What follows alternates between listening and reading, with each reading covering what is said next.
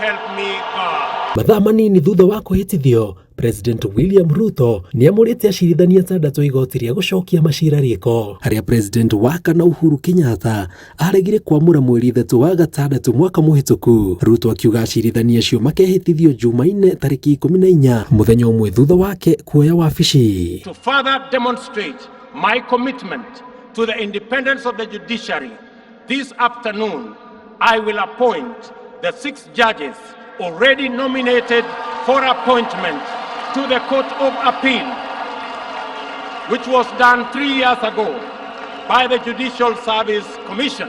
Acirithania aya ni Agre Mushelule, George Odunga, Wilson Koril, Joel Goge, Evans Makori na Judith Omange, uria ni mwandĩkithia wa macira igoti-inĩ inene bũrũri-inĩ. We will also work with the judiciary to build high courts in the remaining 7 counties and magistrates courts in the remaining 123 sub-counties and support their ongoing digitization program. Ruto ugĩte thirikari-inĩ yake rũhonge rwa magoti bũrũri-inĩ nĩ rũkuongererwo kĩgĩna kĩrĩa magayagĩrwo bajeti ya bũrũri gĩthomo na ciringi birioni 3 kũmahotithia kũgacĩrithia ũtungata wao na kũrũa na ungumania bũrũri-inĩ. For the next 5 years, these resources will support the bottom-up scaling of justice by increasing the number of small claims courts from the current 25 to 100.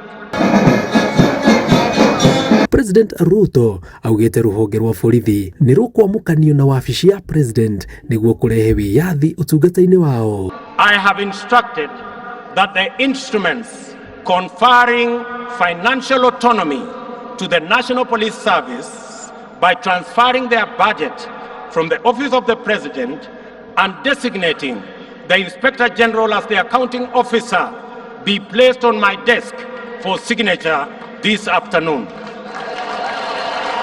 Ruto ugĩte kũhĩtũkĩra obithaa wa kũrũgamĩrĩra ũgai na ũhũthĩri wa kĩgĩna rũhonge-inĩ rũrũ nĩo marĩmenyaga ũrĩa mekũhũthĩra kĩgĩna kĩrĩa magaĩrwo hatarĩ kũũrio mbeca iria mekũhũthĩra na ũrĩa megũcihũthĩra ta ũrĩa kũrarĩ ũtongoria-inĩ wa President Uhuru Kenyatta.